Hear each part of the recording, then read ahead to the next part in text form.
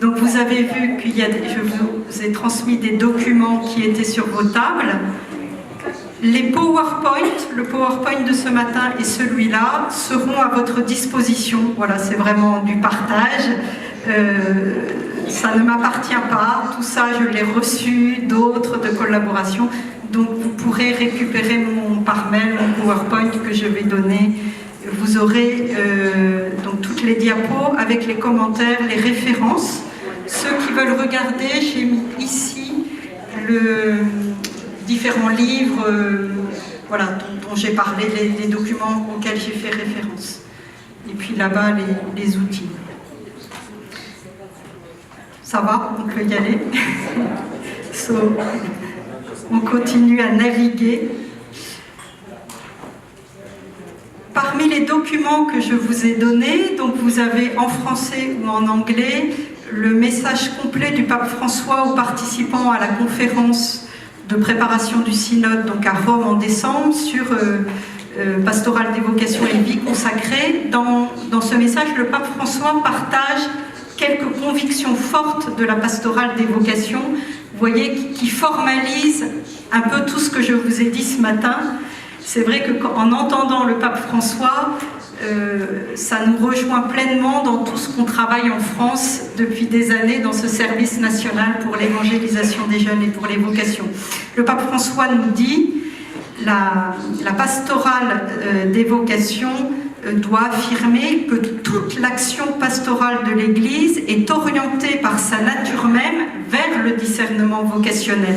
Le service des vocations doit être vu comme l'âme de toute l'évangélisation et de toute la pastorale de l'Église. Voilà, souvent je dis, on doit se rappeler le mot Église, ça vient du mot grec ecclésia, assemblée convoquée. L'Église est fondamentalement une assemblée d'appelés pour appeler d'autres. Voilà. L'Église est par nature vocationnelle, c'est déjà Jean-Paul II qui disait ça, et Jean-Paul II disait la pastorale des vocations doit devenir la pastorale ordinaire de toute l'Église. Voilà. Et le pape François ne fait que déployer ça en redisant combien la pastorale des vocations trouve son humus le plus approprié dans la pastorale des jeunes. La pastorale des jeunes et la pastorale des vocations doivent marcher main dans la main. Voilà. Et c'est effectivement l'intuition de mettre ensemble dans un unique service pastoral d'évangélisation des jeunes et vocations, c'est bien pour signifier ça, ce lien intrinsèque entre pastorale des vocations et pastorale des jeunes. Mais on ne doit pas oublier que la pastorale des vocations est plus large que la pastorale des jeunes. La pastorale des vocations doit irriguer toute la pastorale de l'Église. Voilà. Pas son action la plus forte est avec les jeunes, mais elle doit irriguer l'ensemble de la pastorale. Et donc, je vous invite, je nous invite, on n'a pas fini de faire le changement de mentalité. Tout ce que j'ai essayé de vous proposer depuis ce matin, c'est pour nous aider à voir qu'il nous faut vraiment passer d'une pastorale du recrutement. Autrefois, la pastorale des vocations, on la voyait d'abord comme une pastorale du recrutement, pour recruter des novices, recruter des séminaristes, et la penser comme une pastorale du discernement et de l'accompagnement du discernement. C'est-à-dire passer d'une pastorale de l'attente, où le directeur des vocations est dans son bureau et il attend les jeunes qui viennent ou qui ne viennent pas, à une pastorale de la sortie, de l'Église en sortie, hein, comme l'appelle le pape François. Dans un de ses discours forts, le pape François a dit les 3 mots de la pastorale des vocations, c'est sortir, voir les jeunes marcher, et appeler. Sortir, voir, appeler. Donc la pastorale des vocations, c'est pas dans la salle ici, dans le bureau, c'est dehors, dans les périphéries, là où sont les jeunes, pour développer une pastorale de l'appel, de la proposition, du questionnement, et donc annoncer l'évangile de la vocation pour faire découvrir, c'est ça le plus important, faire découvrir que la vie est vocation. La vie est vocation. Et en sorte, le grand défi de la pastorale des vocations et tout ce qu'on peut faire après en termes de pratiques concrètes que je vais vous développer, c'est de vocationnaliser toute l'Église. Voilà, c'est ça le grand défi. Et je pense que le synode va nous aider, c'est-à-dire être sans cesse une Église discernante. Voilà, le maître mot, c'est de nous aider être dans un discernement continu. Je vous propose de penser la pastorale des vocations, dans tout ce que j'ai reçu, de voir la culture des vocations, si vous voulez, comme une manière de voir le monde, de voir l'Église, de voir les gens, comme ce qu'on appelle en français une herméneutique, c'est-à-dire une interprétation de la vie. Non pas la vie, c'est pas quelque chose qui nous est donné de manière fixe une fois pour toutes. Le plus grand enjeu, c'est de penser la vocation dans une vision dynamique. Voilà. Quand j'étais jeune, je croyais que le jour où je serais rentrée dans la communauté des Xavier, enfin, je pourrais me reposer, le discernement sera fini. Voilà. Mais non, c'est tout au long de la vie. On passe son temps à discerner quel genre de Xavier je vais être, quelle mission, voilà. Donc la vocation, c'est jusqu'au jour de notre mort. Voilà. C'est tout au long de notre vie. Même les personnes âgées dans les maisons de retraite, il faut leur faire découvrir quelle est leur vocation. Parce que beaucoup, elles se sentent inutiles. Mais non, je suis missionnaire, y compris dans mon lit de malade, dans ma maison de retraite. Et pour ça, moi, ce qui m'aide le mieux dans le contexte actuel, pour parler et développer et partager tout ça, c'est l'image de l'art pour penser notre pastorale vocationnelle. Je voudrais vous proposer de regarder le tableau très connu du Caravage dans l'église Saint-Louis des Français à Rome, de l'appel de Matthieu. Vous connaissez tous l'appel de Matthieu et sans doute ce tableau qui nous invite et qui nous fait découvrir que l'appel, la vocation, c'est regarder la personne avec les yeux de Dieu, qui vient entrer en dialogue avec l'humanité. Vous voyez, le Christ est là. Il va regarder Matthieu, le pécheur, qui est enfermé dans son péché, qui est dans les ténèbres. Hein. On peut regarder le jeu de la lumière. Cette lumière, elle passe à travers des personnes. Et ceux qui connaissent peut-être, qui sont allés à Rome, vous savez que dans la chapelle Sixtine, il y a la main de Dieu qui vient rencontrer la main de l'homme. Dans ce tableau, regardez bien, la main du Christ reprend le tableau de Michel-Ange dans la chapelle Sixtine. Mais il y a une différence. La main du Christ n'est pas représentée comme la main de Dieu, elle est représentée comme la main d'Adam. Ça veut dire que l'appel qui vient de Dieu, c'est la main de Dieu. L'appel vient de Dieu, mais il se déploie, il se transmet à la personne par nos mains humaines. Voilà. Dieu n'a pas d'autre main que les nôtres, n'a pas d'autre bouche que la nôtre, n'a pas d'autre regard que le nôtre pour incarner et transmettre son appel. Et dans ce tableau, on voit bien que appelé comme le Christ, voilà, l'appel du Christ, c'est l'appel qui relève, qui fait sortir de la ténèbre, qui fait sortir du péché. Et je vous propose de voir la main, cette main du Christ, qui est fondamentalement la main de celui qui accompagne l'attitude du directeur des vocations ou du responsable formation. Ça, c'est dans un discours du pape François. C'est un regard de discernement. Voilà. Comment notre main, qui appelle, qui accompagne, elle traduit un regard de discernement qui est le regard de Dieu, qui ne vient pas prendre à capter les consciences, contrôler la grâce de Dieu, mais qui est le regard qui relève. C'est un regard de création, de résurrection et de salut. Les maîtres mots pour la pastorale et la pastorale des vocations aujourd'hui, c'est le discernement et l'accompagnement. Dans Gaudete et Exultate, le père Rosica nous l'a cité hier, le pape François dit « L'aptitude au discernement est redevenue particulièrement nécessaire parce qu'aujourd'hui, on est pris dans plein de choix, plein de possibilités et quand ils pensent à leur vocation, les jeunes ont plein de chemins devant eux. Voilà. Il y a une très très forte demande, comment choisir, quel repère de discernement, et ils ont besoin de guides et d'accompagnateurs. Et pour moi, ce tableau que je vous montre maintenant, c'est Moïse qui traverse la mer Rouge, c'est dans la chapelle Redemptoris Mater au Vatican, c'est des mosaïques du père Rupnik, peut-être vous avez entendu parler de lui.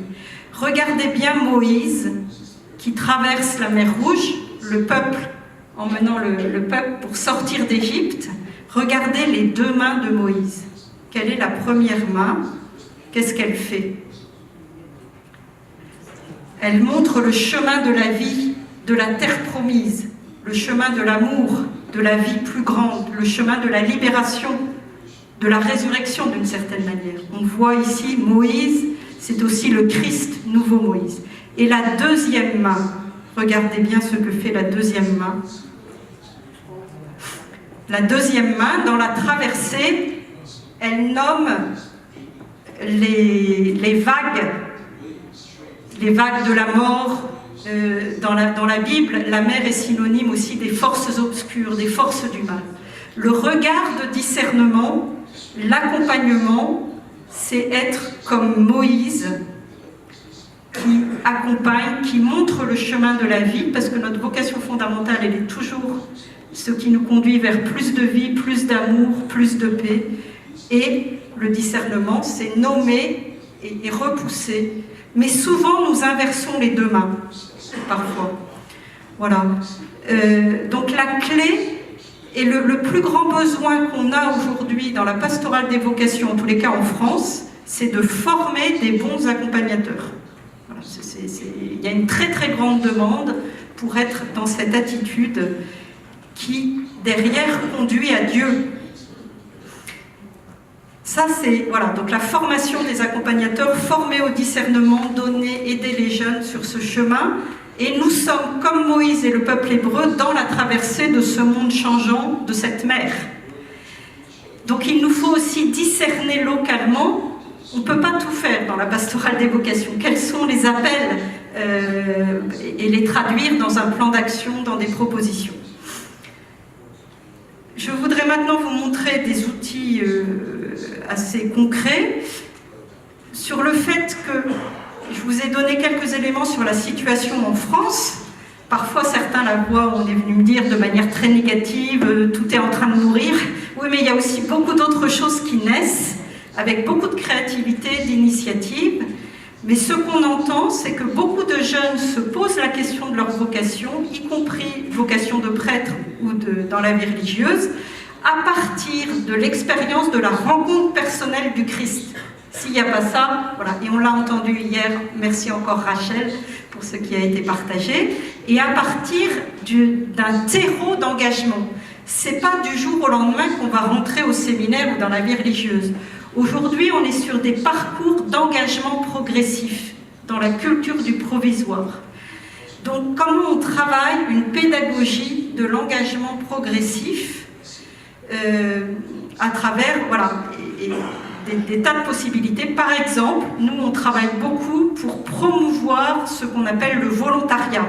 Partir comme volontaire dans un pays en Afrique, ou être volontaire, on appelle ça service civique en France. Si on veut travailler pour les vocations, proposons des expériences d'engagement bénévole, caritatif, volontaire auprès des plus pauvres. C'est le meilleur terreau pour entendre l'appel.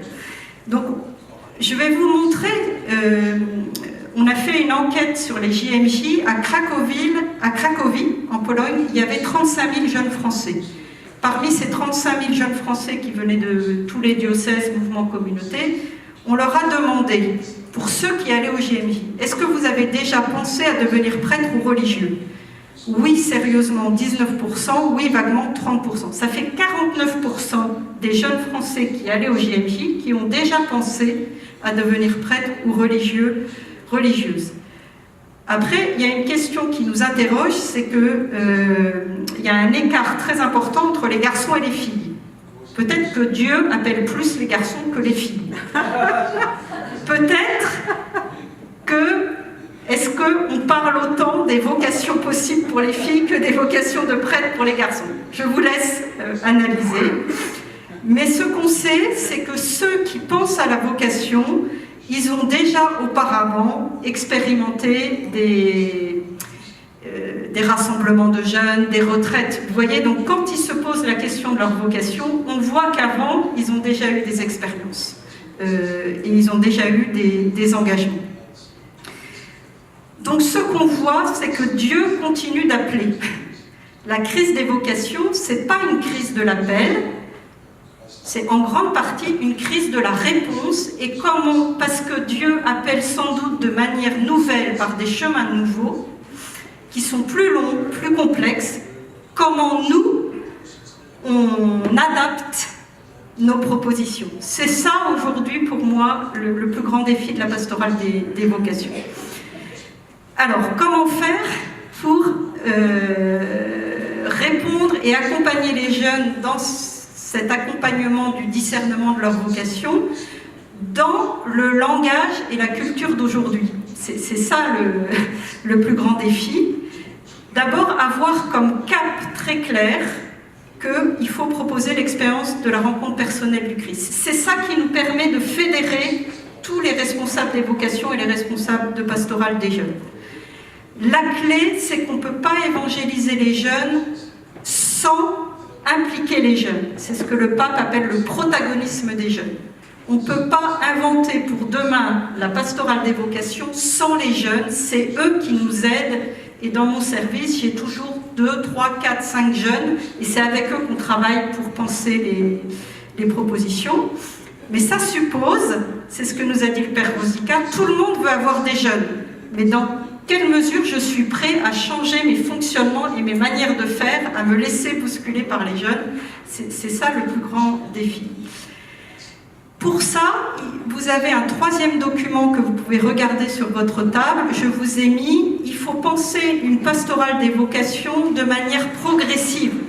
Celui qui n'a pas encore rencontré le Christ, qui ne sait pas que la vie est vocation, il ne peut pas tout de suite penser à entrer au séminaire. Donc comment on développe une pédagogie progressive, ce qu'on appelle l'éveil vocationnel pour tous, l'éveil vocationnel, chacun est appelé à la vie, l'Église est une communauté d'appelés, voilà, ça c'est l'éveil vocationnel. Ensuite, Comency, pour aider ceux qui se posent des questions sur le sens de leur vie, là, une pastorale de la proposition.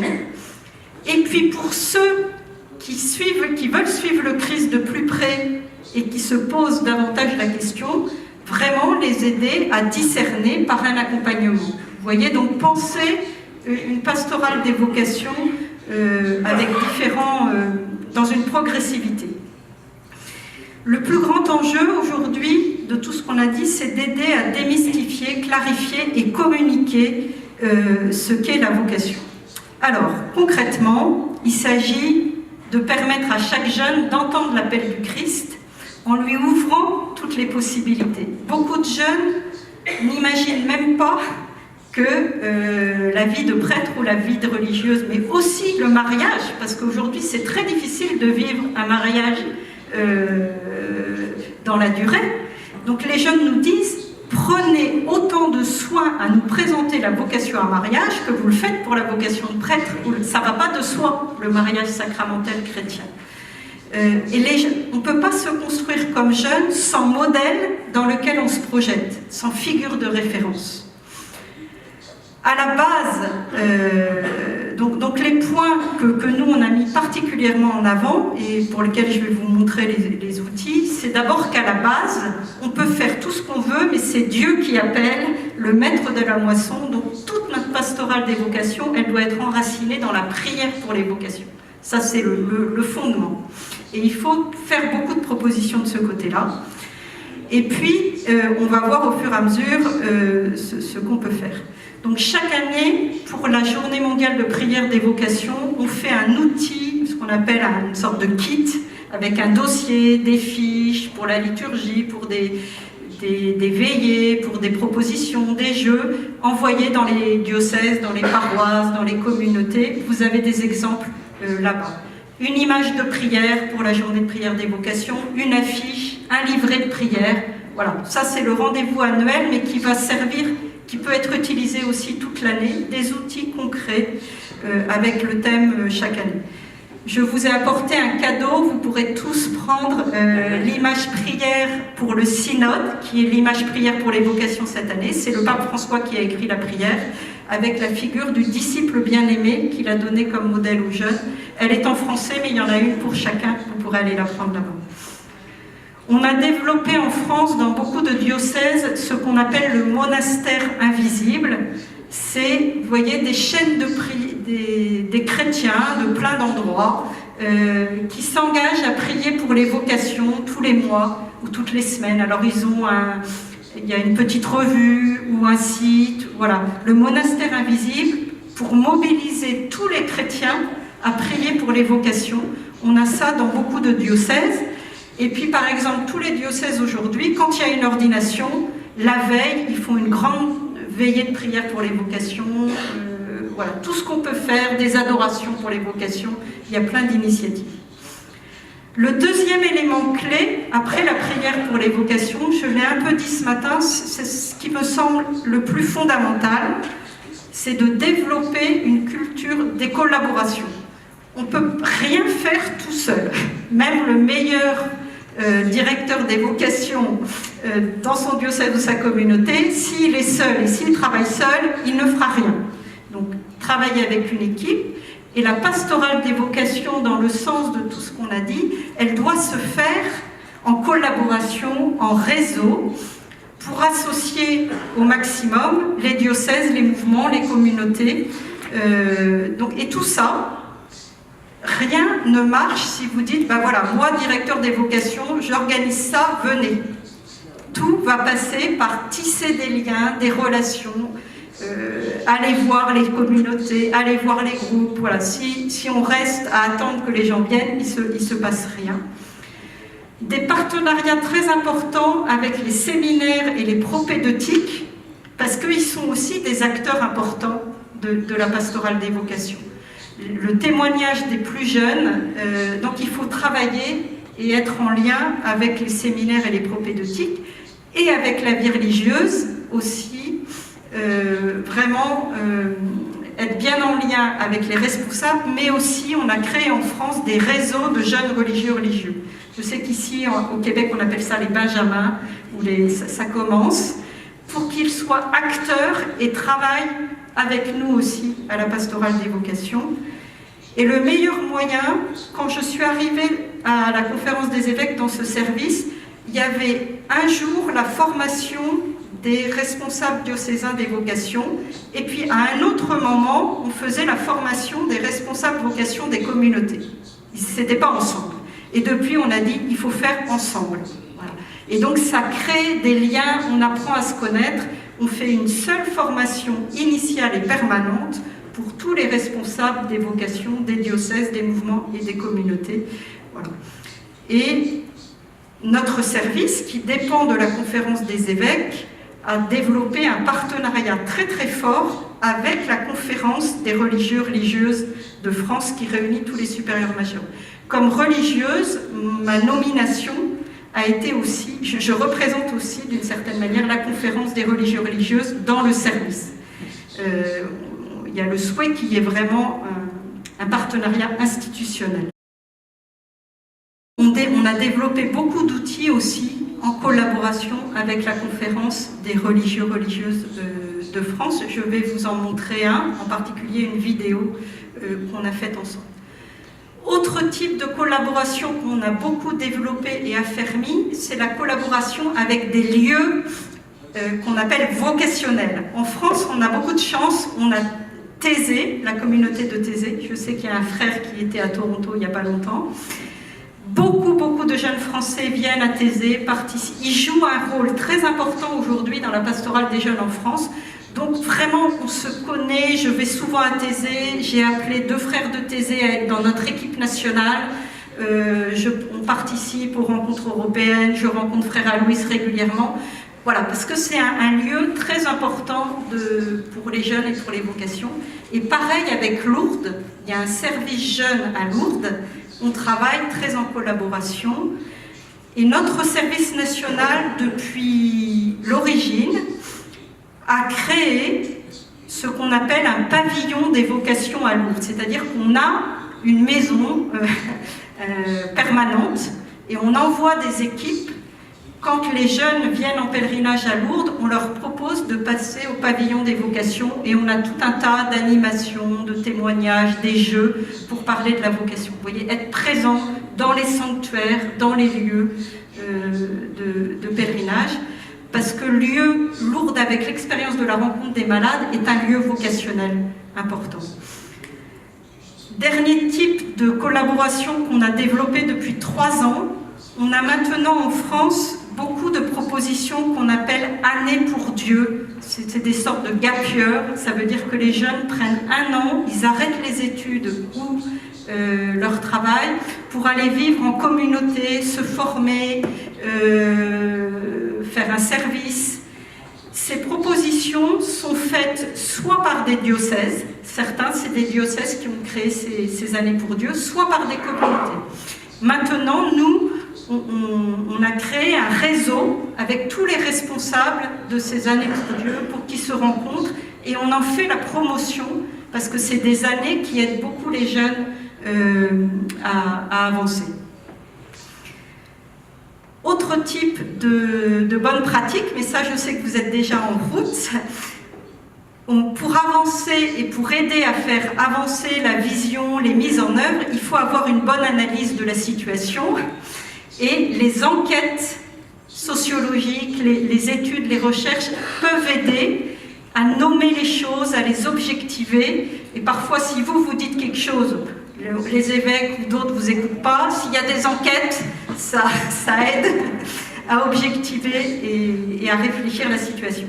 Donc on a été très inspiré en France par tout le travail aux États-Unis, des enquêtes, peut-être vous connaissez les Cara Study, qui montrent un certain nombre de bonnes pratiques, de parcours sur ceux qui rentrent dans les séminaires ou la vie religieuse. Et on a développé une enquête française avec la Conférence des religieux religieuses de France, adaptée dans l'enquête américaine sur la vie religieuse, les jeunes et les vocations, qui nous a montré que malgré tout ce qu'on dit, dans le paysage français, la vie religieuse reste bien perçue par la majorité des gens, et qu'elle est perçue comme en dehors de la société. Donc il faut avoir conscience de ça, et ça va nous aider derrière dans nos manières de témoigner, de communiquer, parce qu'on a pris conscience que pour beaucoup de Français, ils voient les religieux et les religieuses comme venant de la planète Mars. Ils ne sont pas dans le monde d'aujourd'hui. Donc comment on leur fait découvrir autre chose? Et ils ont aussi, on a mieux perçu que pour beaucoup de nos contemporains, ils voient la vie de prêtre ou la vie de religieux religieuse comme si on était dans une prison. Et quand vous rencontrez les jeunes, souvent ils vous demandent comme religieux, ah, est-ce que tu as le droit de sortir? Est-ce que tu as le droit d'aller en vacances? Est-ce que tu as le droit de voyager? Voilà. Donc aujourd'hui, la liberté est la valeur phare de la jeune génération. Comment on leur fait découvrir que notre vie, ce n'est pas une prison.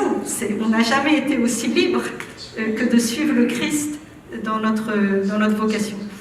Donc vous voyez, tout ça va nous aider derrière à développer la bonne approche.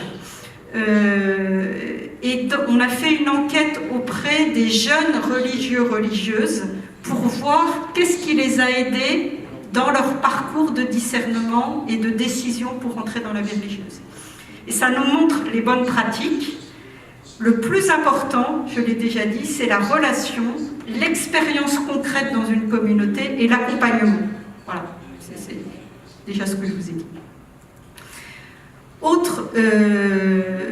Autre focus sur les pratiques à développer, une présence importante dans les grands événements où sont les jeunes, les grands événements d'église. Donc en particulier les JMJ, mais les rassemblements diocésains de jeunes, les rencontres d'étudiants, vous voyez, comment dans tous ces lieux-là où il y a des propositions spirituelles pour les jeunes, on est présent avec la question de la culture des vocations et de la vocation.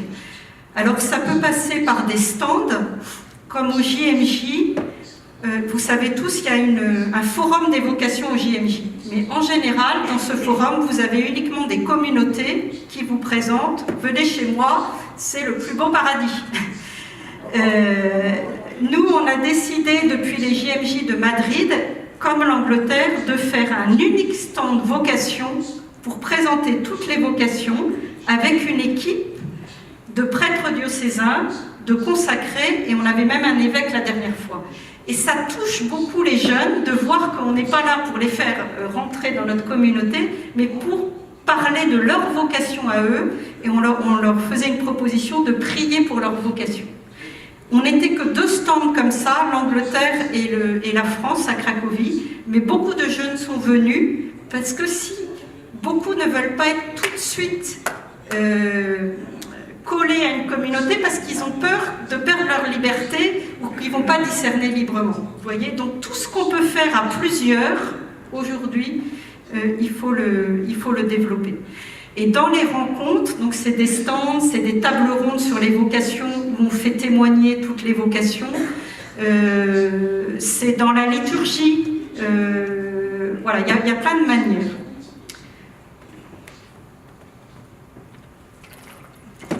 Je passe maintenant à la partie outils et ressources. La première chose, c'est qu'il faut réfléchir, publier, formaliser des propositions. Donc on a tout un travail de publication. Je vous ai mis là-bas des exemples de livres et de publications sur la pastorale des vocations, la pastorale des jeunes. On vient de publier le résultat de la consultation nationale pour le synode, qui dit beaucoup de choses sur la situation en France, la pastorale. Voilà, publié.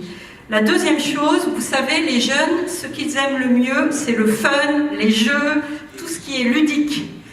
En France, aujourd'hui, les mouvements catholiques qui sont en hausse d'effectifs, il y en a, c'est les mouvements de scoutisme catholique. On en a 3, ça marche très bien et ça se développe parce que c'est une pédagogie par l'action, par le jeu. C'est pas simplement comme là, vous écoutez gentiment et vous en avez assez d'entendre quelqu'un qui parle et vous aimeriez bien jouer. J'ai pas osé le faire, mais j'aurais pu vous le proposer. Dans toutes nos formations aujourd'hui, on fait toujours une partie interactive et on a des outils. Vous pourrez aller voir Kahoot.it. On peut faire des quiz en ligne et vous répondez avec votre smartphone. Voilà. Et on en a fait en posant des questions sur la vocation, on peut bâtir les questions. Et on a un autre outil qu'on utilise beaucoup, ActiVote. L'avantage, c'est que avec ça, on demande au groupe qui a déjà pensé à devenir prêtre ou religieux. Ils votent avec le boîtier, mais c'est anonyme. Et du coup, ils découvrent qu'ils ne sont pas tout seuls dans les groupes à Lourdes. Quand on accueille les jeunes au pavillon des vocations et qu'on pose la question, c'est entre 25% et 35% qui disent on pense à la vocation. Et du coup, ça permet, c'est un outil d'animation pour engager le dialogue, réfléchir, échanger. Après, comme ici, on a beaucoup d'outils, vous voyez, des expositions. On a fait des expositions sur le prêtre, la vie consacrée. On met ça, ça peut être dans les paroisses, dans les aumôneries, des campus universitaires, dans les sanctuaires. Voilà, des expositions, des stands, des affiches. Bon, il y a plein d'exemples. J'en ai mis aussi là-bas. Et pour ça, on travaille avec des agences de communication professionnelles pour faire les choses avec les codes, le graphisme des jeunes. Parce que souvent, si on fait des choses comme il y a 40 ans, pour les jeunes, c'est has-been. Ils ne vont pas regarder. Donc, c'est la question de l'inculturation. Et en particulier, on a travaillé a une manière de présenter ce qu'est l'aventure de la vie religieuse. Voilà, une manière commune de dire à tous, et on appelait ça l'aventure autrement, une aventure humaine et spirituelle. L'aventure du don, l'aventure du service, l'aventure de la communauté. Voilà. Travailler, trouver dans un langage simple qui va parler le langage des jeunes. Et pareil, pour parler on a appelé ça le métier de ministre, pour parler de ce qu'est un prêtre diocésain. Ce qui est le plus difficile aujourd'hui en France, c'est que beaucoup n'ont pas une vision claire, et l'identité du prêtre diocésain est en plein chantier, et donc il y a besoin d'aider à donner une clarté de ce qu'est cette vocation. Il faut travailler ça. Un exemple, c'est de montrer que le prêtre, c'est l'homme de Dieu, l'homme de l'altérité de Dieu qui nous la signifie, l'homme de communion et un homme dédié à son peuple. Et pareil, là c'est pas encore fait, il faut travailler avec la pastorale familiale pour voir aussi comment on présente la vocation au mariage. Dernier point dans les bonnes pratiques, vous le savez, on est dans une société de communication, d'information, de social media. Si vous ne communiquez pas, vous n'existez pas. Donc il faut la communication est devenue un élément clé de l'évangélisation des jeunes et de la pastorale des vocations. C'est une question d'inculturation. Voilà. Et donc il nous faut apprendre à communiquer avec le langage de tous ces médias-là. Donc on a beaucoup développé c'est pas spontané pour beaucoup d'aller parler à la télé ou d'être sur les réseaux sociaux. Donc il y a tout un travail de sensibilisation à faire. Derrière, on fait chaque année conférences de presse, on entretient beaucoup de liens avec les journalistes qui veulent découvrir pourquoi on entre dans la vie religieuse, qu'est-ce qui se passe, qu'est-ce que c'est qu'un prêtre. Et développer des partenariats très forts avec tous les médias catholiques pour que la question des vocations soit bien présente, des articles, des conférences, etc. Et surtout, former des prêtres, des séminaristes, des religieux, des gens mariés, des laïcs, à témoigner de leur vocation dans les médias. Voilà. Et ça s'apprend. Moi, j'ai fait une formation. On appelle ça un média training, et donc notre service organise chaque année un média training pour les vocations, 4 jours de stage pour apprendre à parler à la télé, à la radio, voilà. Une présence très importante sur les réseaux sociaux, donc on a Twitter, Facebook, Instagram,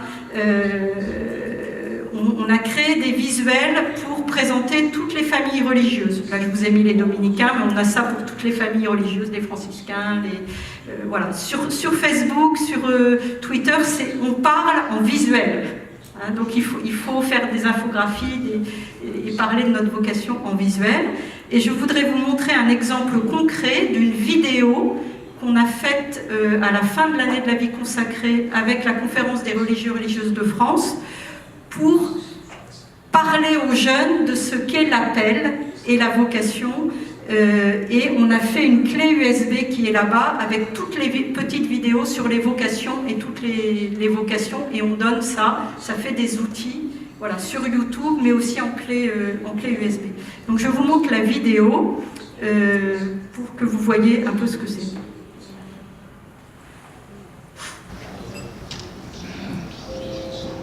Il existe des milliers d'applications qui permettent de communiquer, usant de technologies toujours plus diverses. Une multitude d'interfaces qui relèvent du même principe. Appeler ou être appelé. Et chaque appel procure les mêmes sensations. L'adrénaline silencieuse, la curiosité de savoir qui nous appelle et pourquoi. Le premier appel que nous avons reçu est celui de nos parents. Un appel à vivre, à grandir, incarné dans un nom, notre nom. Il nous caractérise, nous rend uniques pour notre famille, nos amis, et ceci pour toujours. C'est notre nom qui nous classe dans un répertoire, une liste, une équipe. Être appelé, voir son nom apparaître, se sentir devenir quelqu'un. La parole donne sens à la création, la nomme. Dieu appelle. Par son appel, il donne du sens à l'existant. Et lorsque Dieu nous appelle, il nous donne un sens au cœur de sa création. Seul son appel peut nous transformer, au point de nous faire parfois changer de nom, comme Abraham qui devient Abraham, ou Simon qui devient Pierre, Martin qui devient frère Jean, Céline qui devient sœur Isabelle, Jorge Mario qui devient pape François. Comme moi qui suis devenu frère Yovan. Seul Dieu peut nous appeler de nouveau, marquant alors une différence entre « je m'appelle » et « je suis appelé ». Nous sommes tous appelés à nous mettre en marche, comme Abraham, comme Pierre. Entendre cet appel, être capable de le distinguer dans le brouhaha environnant. Prêter l'oreille. Se retirer. L'entendre enfin. Écouter sa parole. Discerner et, confiant, devenir acteur du plan de Dieu.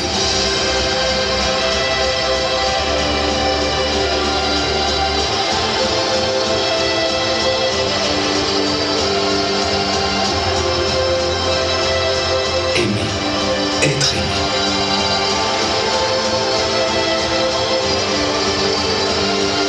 Quand l'appel vient de Dieu, à nous de redoubler d'imagination pour y répondre de 1000 façons.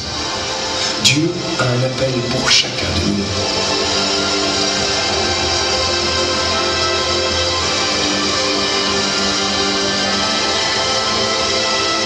Et notre réponse se résume dans un nom, celui du Christ, Jésus.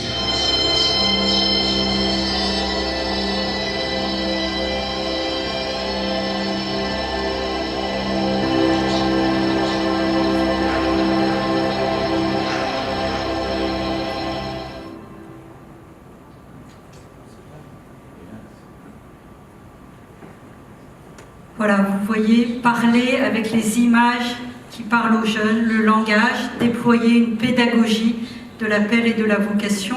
Et avec cette vidéo qui a beaucoup tourné, qu'on utilise beaucoup avec les jeunes, on a fait une fiche d'animation pour après développer un débat à partir du film qui marche bien. Ceux qui sont intéressés pourront aller voir tous les sites internet autour de la vocation, Twitter, Facebook, vous pouvez regarder.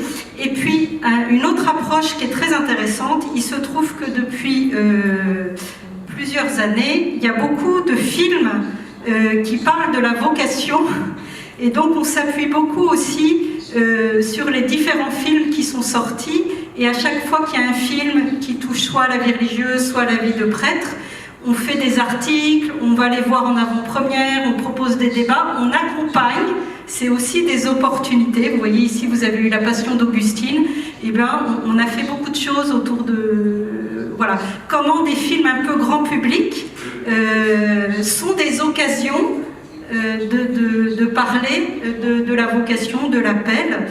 Donc vous avez ça pour la vie religieuse, mais il y a aussi eu dernièrement pas mal de films autour. Donc on suit ça de près et on travaille, voilà, on regarde tout ce qui est... Parce que beaucoup de jeunes vont au cinéma, ça fait partie de leur culture. On a aussi beaucoup promu une pièce de théâtre qui a été... Au départ, c'est une initiative d'une congrégation religieuse, ça s'appelle Désert fertile. C'est l'histoire d'une jeune femme qui, le jour de sa soutenance de thèse, annonce à son père qu'elle va rentrer dans la vie religieuse apostolique. Et il y a tout un dialogue entre le père qui est marié et la fille. Et c'est une très bonne pièce qui parle de la vocation, des différentes vocations.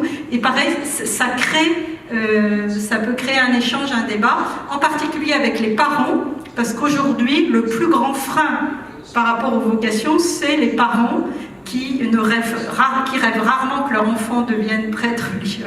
Voilà. Donc on travaille beaucoup. En France, on a une association qui s'appelle l'Association des parents de prêtres religieux religieuses. On travaille aussi beaucoup avec eux. Ils ont fait un livre. Voilà, il faut faire tout un travail avec les familles et les parents. Cette pièce est un exemple de... Voilà. Je voudrais terminer en conclusion pour vous dire, même s'il se fait beaucoup de choses, on est loin de tout. Il ne faut surtout pas croire que la France se fait bien, etc. Donc, on a encore beaucoup de chantiers. Voilà, même si j'ai essayé de vous partager beaucoup de choses, on pourrait faire beaucoup plus. Dans les points, quand on a fait la consultation pour le synode 2018, dans les réponses des diocèses, mouvements, on a eu beaucoup de réponses en France. Beaucoup avaient choisi de ne pas répondre à la partie de questions sur les vocations. Donc vous voyez, donc on s'aperçoit qu'il y a beaucoup de lieux dans nos diocèses, de paroisses, on ne parle jamais des vocations, il n'y a pas d'éveil vocationnel. Voilà. La mise en œuvre locale, elle est pas finie. Le contexte familial, en France, on a une très forte pression sur la réussite dans les études, dans le travail. On a un système scolaire qui met beaucoup de pression, donc les parents sont focalisés sur les études. Voilà, on manque d'initiatives, même s'il y a effectivement déjà pas mal de créativité et de nouvelles initiatives. Donc voilà, ne rêvez pas de la France comme pays exemplaire, c'est pas vrai, mais on essaye modestement avec d'autres de faire avancer les questions. Je voudrais pointer une question qui revient beaucoup, qui est revenue aussi très majoritairement et qu'on entend depuis des années. La question de la vocation est plus compliquée pour les jeunes femmes. Ça nous revient de bien de manière. Et c'est aussi aujourd'hui une question, pas seulement des femmes, mais des prêtres. Voilà, que faire pour les vocations féminines? Comment faire? On voit que c'est plus flou et plus complexe que l'accompagnement des vocations de garçons. Actuellement, on travaille à germer l'idée, parce qu'on a maintenant, nous, la nouvelle ratio, vous savez, rend obligatoire la propédeutique avant l'entrée au séminaire. Beaucoup en France réfléchissent et posent la question, on se demande s'il ne faudrait pas faire une forme de propédeutique pour les filles, pour les aider à discerner leur vocation. Mais ça veut dire, il ne faut pas que ça soit une communauté toute seule qui le fasse, mais dans cet esprit-là, à plusieurs, peut-être avec le soutien des diocèses ou du service national, pour qu'elles aient aussi... voilà, beaucoup sentent qu'une proposition que les garçons ont comme propédeutique qui les aide à discerner pourrait aussi, avec des adaptations, aider les filles. Et on voit aussi qu'aujourd'hui, beaucoup de filles qui portent un appel à la vie consacrée ne trouvent pas dans les formes actuelles de ce qu'elles voient de la vie religieuse les réponses. Alors, certains évêques essayent d'accompagner peut-être des nouvelles formes, voilà, ça se cherche, ça se cherche. Et vous verrez que dans le document final du pré-synode, quand on parle de la place des jeunes aujourd'hui dans le monde et dans l'Église, la question des femmes arrive très vite en fait. Et je fais le pari que le prochain synode après l'Amazonie, ça sera un synode sur les femmes. Il y a quelques signes dans ce sens-là. On en reparlera dans quelques années. Donc vous voyez, les jeunes ont demandé, là vraiment, c'est revenu très fort, que l'Église les aide à mieux comprendre le rôle des femmes, les accompagner. Voilà. Avec une demande d'une Église inclusive, dans le sens où tout le monde trouve sa place, les hommes comme les femmes, les laïcs, les consacrés, dans une dynamique de responsabilité. Et dernier point, donc voilà, tout ça, le plus grand travail pour la pastorale des vocations, c'est pas avec les jeunes. C'est assez facile de le faire avec les jeunes, en fait. On peut le faire. Le plus gros travail, c'est avec les leaders, les responsables de la formation, des communautés, les évêques, parce qu'il ne suffit pas d'amener les jeunes au bord du séminaire ou de la vie religieuse, mais c'est qu'est-ce qu'on leur propose après. Et moi, je crois qu'aujourd'hui, l'Esprit Saint appelle par de nouvelles manières, peut-être, voilà, et que le plus grand défi, c'est comment nous, on va bouger et discerner. Dans un contexte voilà, très sensible, parce qu'en France, on a, comme beaucoup, il n'y a pas une vision commune sur les vocations. Il y a un manque de prêtres, il y a trop de séminaires, donc il y a beaucoup de séminaires qui ont très peu... Voilà, enfin, c'est une question complexe. Et on a aussi un gros problème, je ne sais pas si vous l'avez ici, il y a eu aussi dans beaucoup de communautés, de lieux, de l'emprise, des abus de pouvoir, et je suis persuadée que si on ne fait pas tout ce travail-là de lutte contre les abus, comme on l'a fait sur les abus sexuels, on plombe le paysage des vocations parce que les jeunes entendent parler de ça. Donc ça fait partie aussi, mais là on est au tout début. Voilà. Mais je crois que le synode est vraiment un beau cadeau et un don pour nous aider dans ce chemin où je crois que l'Esprit Saint nous appelle à continuer avec de la créativité, de l'innovation, une démarche très pragmatique. Il ne faut pas être idéologue, il faut chercher, expérimenter, relire, évaluer, mais avec de l'audace, de la confiance dans cette dynamique de communion. Voilà. Et ce n'est pas seulement les jeunes qui doivent sortir de leur canapé, je crois que c'est aussi nous qui sommes invités à sortir de notre canapé parce qu'ils nous attendent. Voilà, merci pour votre attention.